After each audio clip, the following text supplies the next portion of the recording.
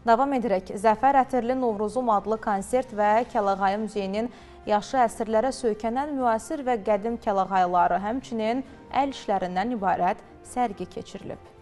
11 mart 2025-ci ildə əlilliyi olan şəxslərin peşə əmək reabilitasiya mərkəzində Mirvarid Dilbazi Poeziya Məclisinin təşəbbüsü ilə Zəfər Ətirli Novruzum adlı konsert və Kəlağayı Muzeyinin yaşı əsrlərə söykənən müasir və qədim kəlağayıları mərkəzin sakinlərinin Güllü Eldar Tomarlının əl işlərindən ibarət sərgisi keçirilib. Mirvarid Dilbazi Poeziya Məclisinin sədri, Kəlağayı Ev Muzeyinin direktoru Güllü Eldar Tomarlı tədbir iştirakçılarını salamladı. Bayram münasibəti ilə təbrik etdi. Şəhidlərimiz bir dəqiqəlik sükutla yad edildi, dövlət himnimiz səsləndirildi. Sonra söz mərkəzin direktoru Rahilə Həsrətovaya verildi. O öz çıxışında Novruz adət-ənənələrindən, mərkəzin sakinlərinin bacarıqlarından, onlara dövlətimizin qayğısından söhbət açdı. Əməkdar mədəniyyət işçisi müğənni Aşıq Solmaz Kosayeva, müğənni Ziba Sevindik, Mirvarid Dilbazi Poeziya Məclisinin idarə heyətinin üzvü Tərxanım Müseyib qızı, Sankt-Peterburqdan gələn qonaq Firuzə xanım və mərkəzin üzvləri gözəl musiqi nömrələri ilə tədbir iştirakçılarına xoş ovqat bağışladılar. Sonda Güllü Eldar Tomarlı media dəstəyi üçün Bakı Milli Televiziyasının rəhbəri və Azərbaycan Vətən Müharibəsi Veteranları İctimai Birliyinin Xankəndi şəhər və Xocalı rayon şöbəsinin iqtisadi məsələlər üzrə müdiri Qazi İlham Rəsulzadəyə və zəhməti keçən hər kəsə təşəkkürünü bildirib. Sazlı sözlü Zəfər Ətirli Novruzumuz bütövlüyümüzü, birliyimizi təcəssüm etdirən yallı rəqsi ilə başa çatıb.